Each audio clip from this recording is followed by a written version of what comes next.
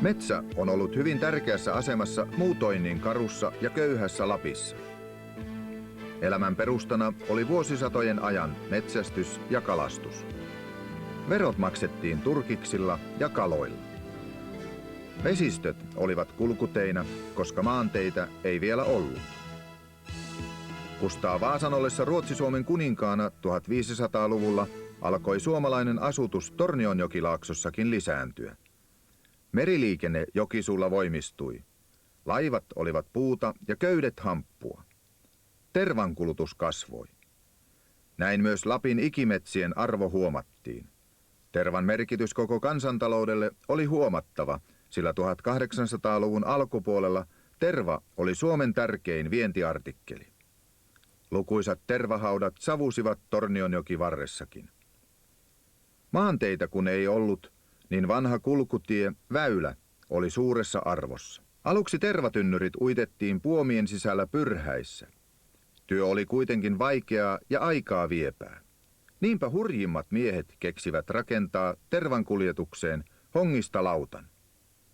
Lauttaa kehiteltiin edelleen, honkia lisättiin niin paljon, että lautta kannatti myös useita miehiä. Kun vielä rakennettiin lauttaan suuri mela peräsimeksi, niin hankalasku oli keksitty. Perinteinen Tornionjoen tukkilautta tehtiin tukkien kuljettamiseksi metsästä Jokisuun sahoille. Tämä tukkilautta, eli teli, on mittayksikkönä varsin suuri, sillä se koostuu noin 400–500 täyspitkästä tukista. Teli jakaantuu 4 osaan. Pituussuuntaan halkaistaessa saadaan erilleen 2 puoliskoa. Kun puolisko vielä katkaistaan keskeltä, niin saadaan taas 2 osaa, eli laskua. Me pellon tervaporvarit päätimme rakentaa 1 laskun, jonka sitten aioimme kuljettaa niin pitkälle, kuin se vain onnistuu. Suurimpana toiveena oli 120 kilometrin päässä pellosta oleva vanha lauttahamina Tornion Hellälässä. Mihinkäs tämä oikein pojat meni? Ei tarvitse pojat paljon. Kato kyllä tuossa. Eikö täältä otapanen? Suomeen se häätys meni. Rakentaminen aloitetaan jo edellisenä syksynä kuusen kantojen nostamisella. Nämä kannot toimivat sitten aikanaan airojen hankaimina, ja niitä menee laskuun 4 kappaletta. Kuusen tulee olla metrin korkeudelta mitattuna noin 25 senttimetrin vahvuinen. Sillä tulee olla vähintään 4 tukevaa juurta. Nosto aloitetaan paljastamalla juuret. Kun ne saadaan näkyviin ja huomataan airokannolle soveliaiksi, niin ne katkaistaan kirveellä noin metrin päästä poikki. Tämän jälkeen pannaan pitkä köysi mahdollisimman korkealle kuusen latvaan. Köydestä vetämällä ja juurista kangella vääntäen saadaan puu helposti kaatumaan juurineen päivineen. Antakaa mennä voi. Vielä voi. Niin. Onpa hyvät juuret. Airopuutkin pyritään katsomaan jo syksyllä valmiiksi. Soveliain puu on kuiva kuusi, sillä se on keveä ja sitkas. Airot ovat noin 8–9 metriä pitkiä ja lavan leveyden tulee olla 25–30 senttimetriä. Airo veistetään niin, että sen selkäpuolen eli puun kaarevan puolen tulee valmiissa airoissa olla alaspäin. Tällaisen airon kärki ei pistä niin herkästi kiviin koskipaikoissa. Airoilla ainoastaan ohjataan lauttaa. Niillä ei siis yritetäkään soutaa lauttaa eteenpäin, sillä sen hoitaa virta. Airoilla pidetään vain lautta sivusuunnassa oikealla uomalla. Lautan sitomiseen tarvittavat koivuvitsat väännetään noin 4 metrin pituisista, hyväkasvuisista koivuriuuista, hankavitsat vieläkin pidemmistä. Vitsoja menee noin 450 kappaletta yhteen laskuun. Vitsat karsitaan huolellisesti ja niiden yksi sivu kraapaistaan puukonterällä polvea vasten puhtaaksi tuohesta ja nilakerroksesta. Niinpä se ryppäsi tuossa Puruskoskassa ensi kerran lähti käärimään ja niin hän joutui lautan alle. Ja hän kuulee, kun Pekka huutaa, että Juho, mihinkä sä menit? No millä perkeleellä minä annan sille ilmoitu, kun minä kuljin siellä lautan alla. Ja hän kuuliko Pekka käveli ja sanoi, että Juho taisi mennä, Juho taisi mennä. Mutta hän oli niin ahtaassa paikassa, kun kivi paino häntä, mutta hän muisti, että hän on puukko tuolla ja hän sai viimein puukon. Ja niin hän saskasi kuule vittan poikki ja kun sai vittan siitä, hän toisella kädellä teki rakua ja pani käen siitä raijasta. Ja heilutti tällainen Pekka, että no Juho on tuolla. Ja saattaa ennen hirvasta, niin Pekka veteli tukin poikki ja niin kisko hänet siitä lautalla, että perkele kyllä oli lähellä mennä Juho sattasi. Kun vääntämisessä on päästy lähelle seinää, pyöräytetään tyviosaan tiukka mutka. Tätä mutkaa käytetään myöhemmässä vaiheessa lauttaa sidottaessa hyväksi. Vitsa taivutetaan noin metrin päästä uudelle mutkalle, samalla koko ajan pitäen vitsaa tiukasti punheella, niin ettei kierre pääse purkautumaan. Tämän jälkeen vitsa latvaa kiertäen palataan takaisin tyvipäähän ja kierretään tyvilenkin ympäri, jonka jälkeen palataan takaisin. Näin saadaan noin metrin mittainen lauttavitta, joka on helppo säilyttää ja kuljettaa. Vitsat sidotaan 50 kappaleen nippuihin ja pannaan suojaan auringolta odottamaan kevättä. Tukkilautan rakentaminen, lauttaaminen, aloitetaan heti vesien auettua. Vitsat heitetään jokeen pariksi päiväksi likoon, jonka jälkeen ne ovat notkeita kuin vasta väännetyt. Noin 40 täyspitkää tukkia asetetaan vuorotyvin rinnakkain. Puut sidotaan koivuista väännetyillä vitsoilla yhteen kaskea apuna käyttäen. Tässä tuli paikka, Missä se ei no tässä yleensä tehtiin niitä lauttoja tässä pellon paikalla. No ei pellossa niinkään, tuossa se oli Mattilan rannassa ja että se oli niinku pääasiassa. Ja sitten tuolla tehtiin siinä Jolman puthaan siinä missä on se lanton. Ja sillan niinku tässä tällä laijalla niin siinä sillan tykö. Niin tässä niin tämä maantie tässä niin Ruottien puolella. Niin me olemme siinä, mutta ei siinä isommasti tehty muuta kuin semmonen niinku tuo, kun silloinkin oli se herrainvienti, niin se oli siinä oli Sundqvist ja se oli Venski, oli niinku lautan kapteenina, niin ne viettiin siitä lähimme silloin. Mullakin on kuviakin siinä. Siinä on vielä nämä Martat tuovat kahvit meille sinne lautalle. Joo. Kun pohja on saatu sidottua, niin kaskien sisäpuolelle asennetaan hieman kaskia suuremmat koivut, rungat. Runkien tarkoituksena on estää lautan leviäminen.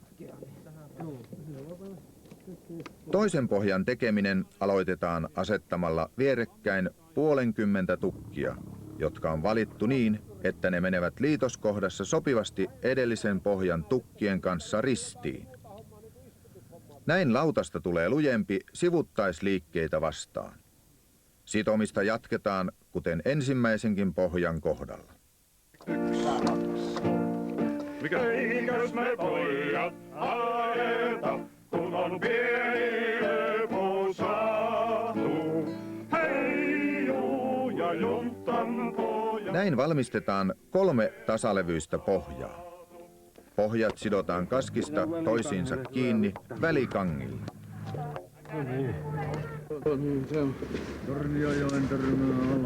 Laskun jokaiseen nurkkaan köytetään vitsoilla kiinni kuusen juuret. Kannon tehtävänä on toimia hankaimena. Enkä pane perkele viekkoon. Kiitos Vesa-Pekka, Lauletaan se Matti-mestari Taksan tuntevainen. Hei juu ja juntan pohja se Taksan tuntevainen. Niille se meidän Matti-mestari parhaan palkan maksaa. Hei juu ja juntan pohja se parhaan palkan Mutta ei paha.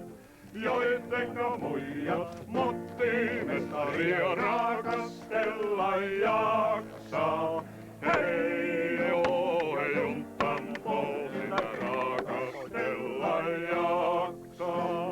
Laskun keskimmäisen pohjan keskelle rakennetaan tulisia siten, että turpeet asetetaan turvepuoli alaspäin. Näin tulen puolelle jää palamaton osa. Alapuolelta turve imee itseensä vettä ja pitää näin tulisijan taatusti turvallisena. Kuten huomaamme, lautan rakentamiseen kuluu melkoisesti työtunteja ennen kuin se on laskukunnossa.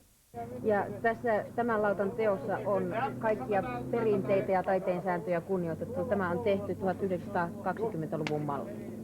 Yhtään naulaa meidän ei ole tarvittanut tänne tuua eikä muutakaan sidetarvetta. Kaikki on mettästä haettu. Me ollaan tässä pari viikkoa vittoja väännetty ja sen jälkeen viikon ajan sidottu tätä lauttaa enimmäkseen irtatöinä. Tämä on todella suuri. Varmaan sellaisen joltisenkin kokoisen omakotitalon kokoinen siis pinta-alalta, eli 304. Joo, meillä on pituutta 33 metriä, leveyttä 11 metriä ja tämä on entisaikojen lautan 4. Eli siihen aikaan koko lauttaa sanottiin teliksi ja se koostui 4 laskusta, jotka kaikki on tämän kokoisia ja matkakofkia ja vuonnonkofkia varten piti se teli hajottaa tämän kokoisiksi lautoiksi. Me mennään sitten tällä yhdellä laskulla. Meitä ei ole hallitsemaan ihan niin isoa peliä. Tämä on Suomen ainoa joki, jossa tämmöistä laskua voidaan tehdä ja meille kaikille tämän jokivarren asukkaille tietysti rakas ja tärkeä ja haluamme säilyttää sen rakentamattomana ja kalaisena jokea. Lautat laskettiin tavallisesti urakalla ja urakasta vastasi lautan emäntä. Tämä tarkoittaa kieltoa, soutukieltoa ja sitä on ehdottomasti silloin toteltava. Se on 3 merkkejä ja nämä on helppo muistaa. Ja päivä sillä tavalla, että perämiehen aidon ottaa Kaija Erkki tuolta noin ja Mikko ja Tapani menevät Ruotsin puolen airoon eessä. Vanhan kansan mukaan emäntä otti tuolta Puron suulta puut yhtiöltä ja lupasi toimittaa sitten tuonne Jokisuulle. Se lauttautti tämän, eli siis sidotti lautan valmiiksi ja sitten otti työntekijät siihen ja laskijat lähti muutaman miehen kanssa lautalla alas ja aina kun tultiin koskeen, niin sen tehtävä oli huolehtia siitä, että sieltä paikallinen kosken tuntija tuli lautalle, joka toimi perämiehenä. Ja taas sitten kun oli menty alas, niin se päästi nämä pois sieltä ja jatkoi sen muutaman miehen kanssa matkaa eteenpäin. Ja taas seuraavalla koskella otti uudet perämiehet ja tarvittaessa myös lisää suuntajia. Lauttaa lähdetään laskemaan yleensä illalla tuulen tyyntyessä. Vapaa Tornionjoen ja Lohen puolesta tämä lautta lähtee hetken Laiteiden kellot soi pim pom, huomatkaa miehet oi pim pom. Laskusilta jo nostetaan, hop hop hop. Köydetkin irti vaatekoo, vauhtia maasinaan, hei hei. Vasta Pumalan rannassa, stop, stop ja stop. Jumbalala, jumlala, jumbalala, jumlala, jumbalala, jumlala, jumlala. Laidalla kanavan, oi oi, eilisen armahan, ai ai. Aino mielin me jäätämme, ei, ei, ei. Meikkonen kouneihin, no hei, satamasta pakas kippis. Maljan muistokses maistamme, hei, hei ja hei. Varsinainen lautanlasku on hidasta ja aikaa vievää, paitsi tietysti koskiosuuksissa. Niissä mennään joskus todella lujaa. Lautan kuljettaminen hitaasti virtaavilla suvannoilla on täysihermoisten miesten touhua. Siinä kiire pitää unohtaa. Pellosta Tornioon laskettaessa on monenlaisia virtapaikkoja vastassa. Ensimmäisenä tulevat vastaan ämmänkorva, pissinkorva ja kullekorva. Tämän jälkeen on vuorossa kirveskorva ja sitten tullaankin jo ensimmäiseen varsinaiseen koskeen. Puruskoskessa on putouskorkeutta parisen metriä suhteellisen lyhyellä matkalla. Tämä koski lasketaan lähempää Suomen kuin Ruotsin rantaa. Hirvaskoski tuleekin melkein heti perään. Se on putouskorkeudeltaan edellisten luokkaa, mutta kuohut ovat komeampia, koska koski on edellistä lyhyempi. Vaikka Valkeakoski onkin maineeltaan melko vähäinen, on se kuitenkin eräs koko joen voimakkaimmista koskista. Putouskorkeutta on 6 metriä suhteellisen lyhyellä matkalla. Kuohut ovat komeat ja kiviäkin on jo varomiseen saakka.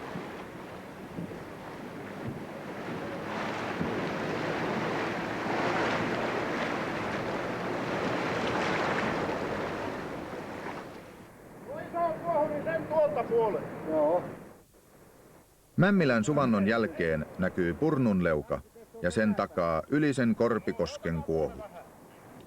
Sitä ennen tulee pitää huoli, että Lippikivi kierretään Suomen puolelta. Kohta perään tulee Alinen Korpikoski. Matinlaaka ja Pantsarinkallio ohitetaan Ruotsin puolelta. Tämä koski on suhteellisen selvä laskea.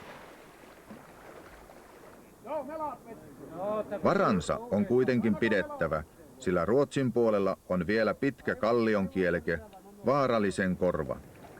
Viimeisenä uhkana tulee vastaan Keskinen kallio. Eikä se tukki koville kulje, hiljalleen se junni juu. Ei juu, se junni juu, hiljalleen se junni juu. Savotan poika lautallansa, ompi niin kuin herra juu. Hei juu, se junni juu, ompi niin kuin herra juu. Tämän jälkeen onkin sitten aika riipaista kahvit, sillä suvantovaihetta kestää jonkin aikaa. Turtolan kohdalla on sentään käytävä airoissa, sillä Haaraojanniva on laskettava likeltä Muurahaissaaren rantaa. Karpinnivan jälkeen tuleekin Juoksengin suvanto. Kyllä ne herrat palkan maksaa, huija se luija. Vaikka ne välillä pennejä puija, huija se luija. Kattilakoski on tosi miehleinen laskea. Isolla vedellä mennään naakimalla Suomen puolta Kylänsaaren ja Mantereen välissä olevaa pudasta pitkin.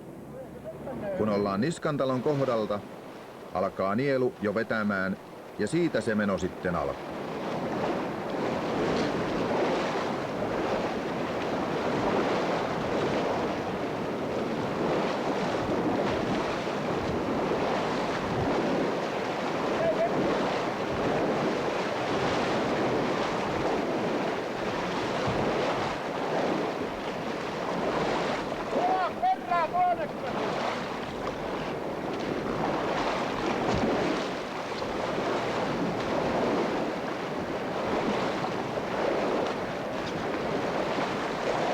Vauhti on kova.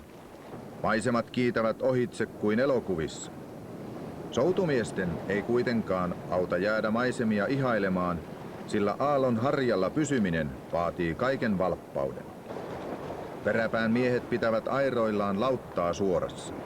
Suomenpuoleisessa keula-airossa oleva perämies antaa tarvittaessa käsimerkkejä, mihinkä milloinkin tulee soutaa.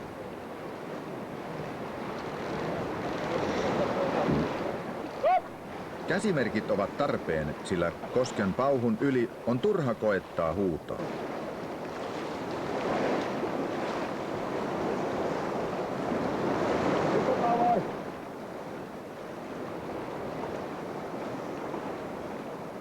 Kohta ohitetaan Ruotsin puolella oleva Rautilan korvakin. Vähitellen vauhti alkaa hiljentyä, tullaan tyvenemmille vesille.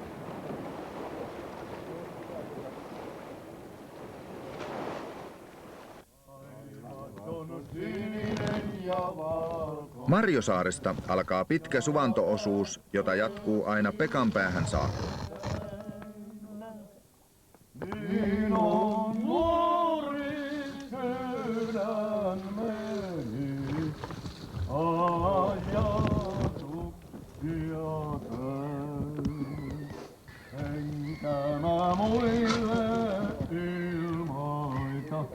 Noita sydän surujani, synkkää metsät kirkas taivas, ne on se mun huoliani.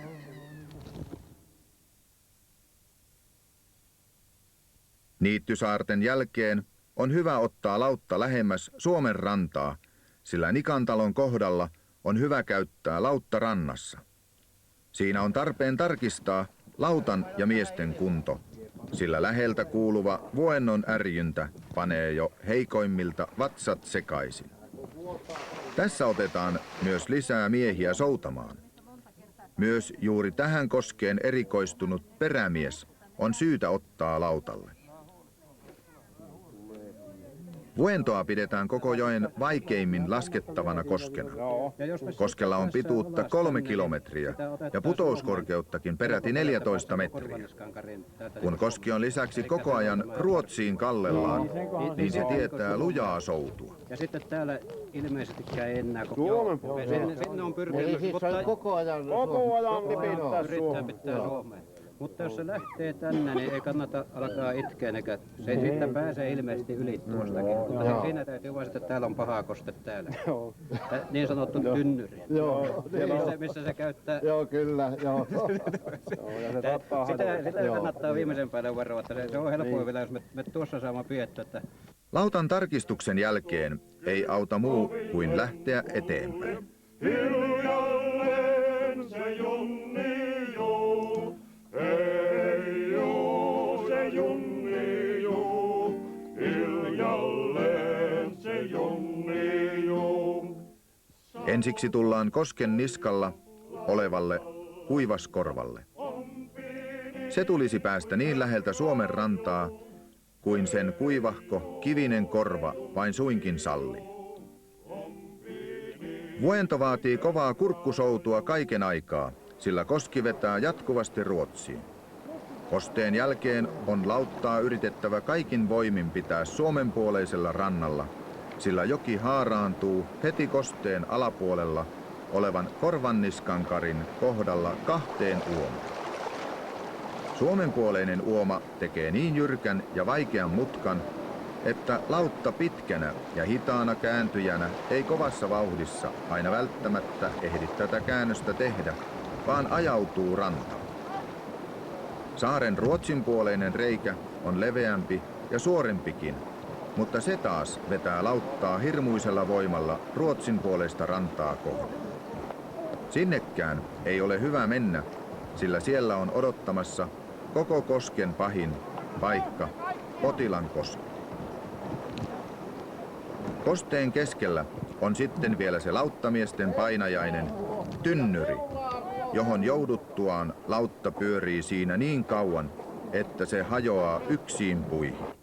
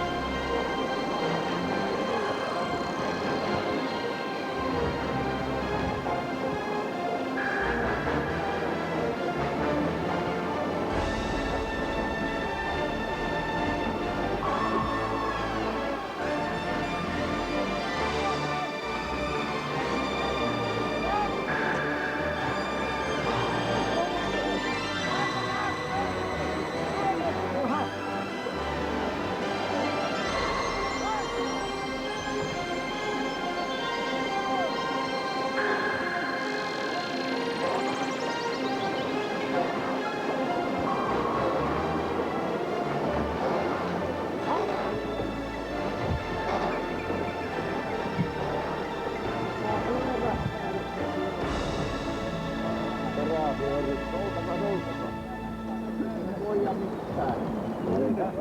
Musta kannattaa. Tähän me mennään. Aihetaanpa pelaa perse! Joo. Aihetaan vain perään.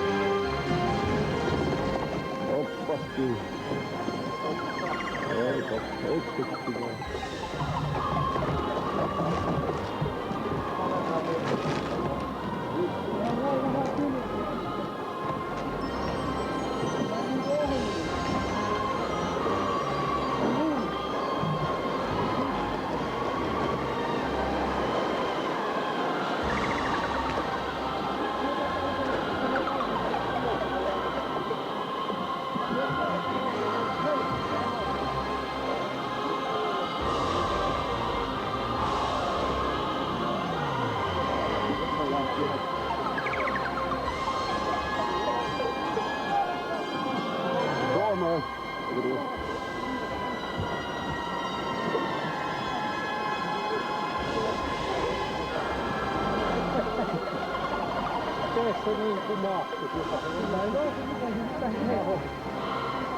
Onneksi pahoin lyö. Seurathan tuota tutkia, niin käy hakemassa. Mutta lupa lähteä hakkeen. Mennäänkö niin hakkeen tuolla veneeseen? No niin.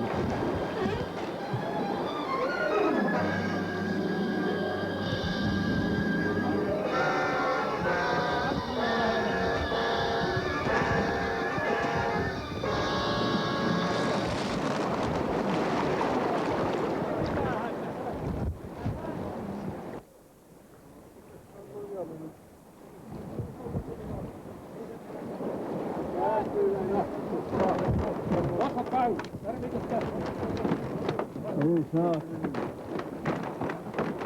Kutis. Ei enää saa.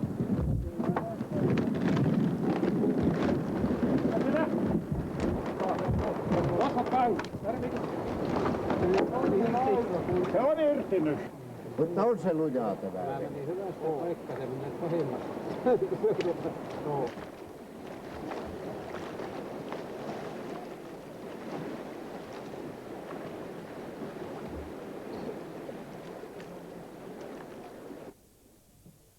Kun näistä kaikista on selvitty, niin edessä on lyhyt ja kovasti virtaava suvantoosuus, josta voi jo kuunnella Matkakosken mahtavaa jylinää.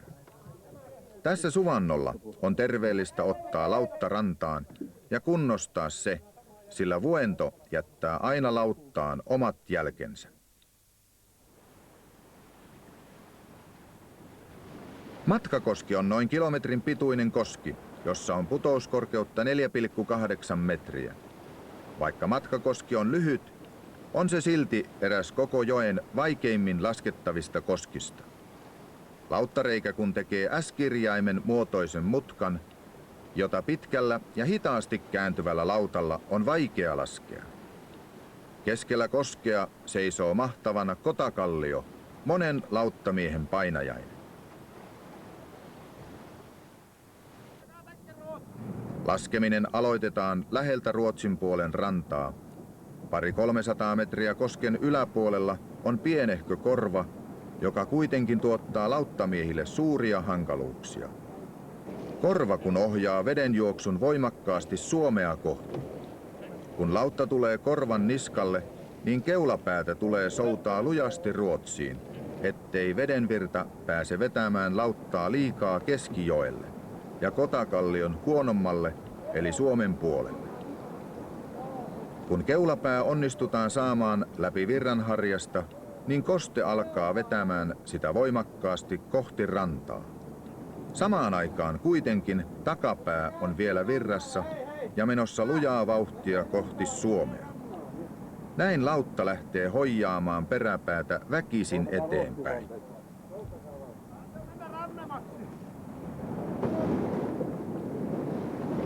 Niskahammas tulee laskea niin läheltä rantaa kuin pääsee.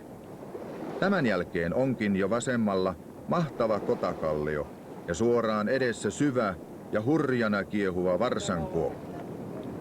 Kun lautta painuu kohden varsankuopan pohjaa, niin tuntuu kuin sieltä ei paluuta olisikaan. Kun kolmas ja viimeinen jättiläisaalto on lyönyt keulapään miesten rintaan, niin on jo pakko pyrkiä aironponteen kiinni. Suoraan edessä, kun on pitkälle jokeen pistävä kallio, Lahenleuka, alkaa hirmuinen soutu kohti Suomea. Sitten on vielä vuorossa Äijänkorva. Tämän jälkeen onkin sitten jo aika huokaista ja tarkastella, missä kunnossa lautta ja miehet ovat.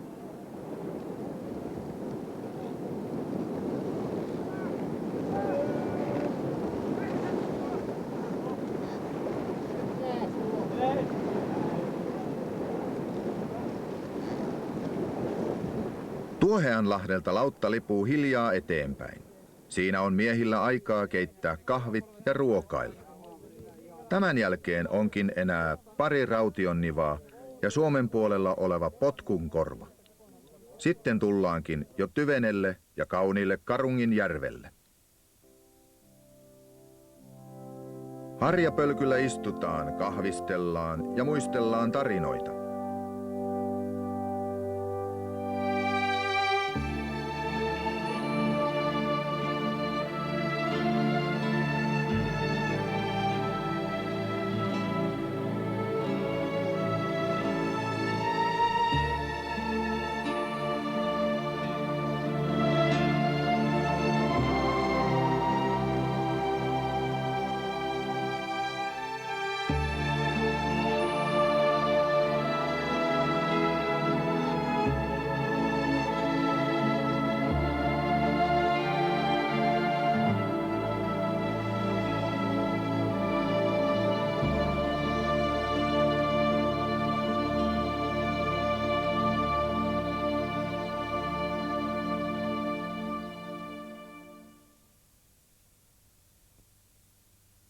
Kallionpäästä matka jatkuu kohti Jylhää eli Kukkolankoskea.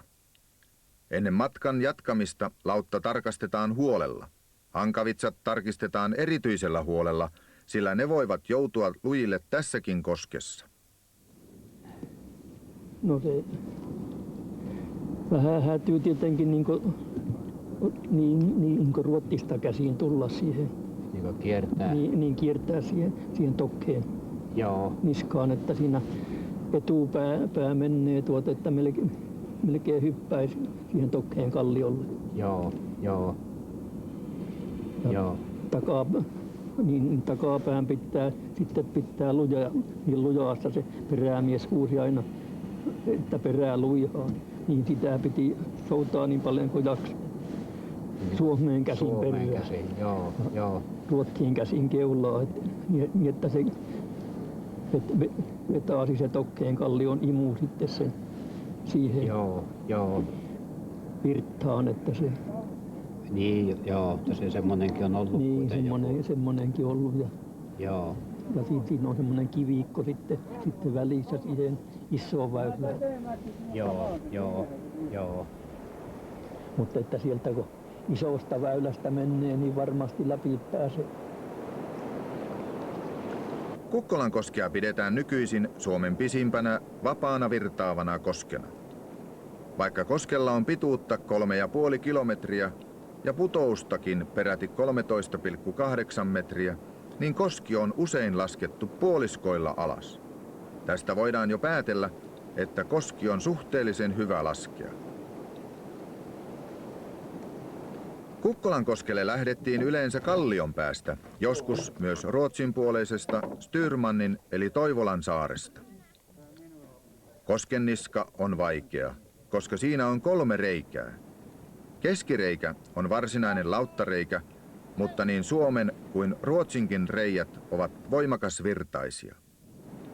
Keskireijän ja Suomen reijän erottaa toisistaan Tokeen kallio. Lauttareikään pääseminen vaatii määrätietoista, jo kallion päästä saakka alkavaa soutua. Suomenreiän veto tuntuu kaukana kosken yläpuolella olevalla suvannollakin. Tästä syystä lautan tulee kiertää läheltä Toivolansaaren puoleista rantaa. Jos tämä onnistuu, niin sitten on edessä kosken sileimmät veet.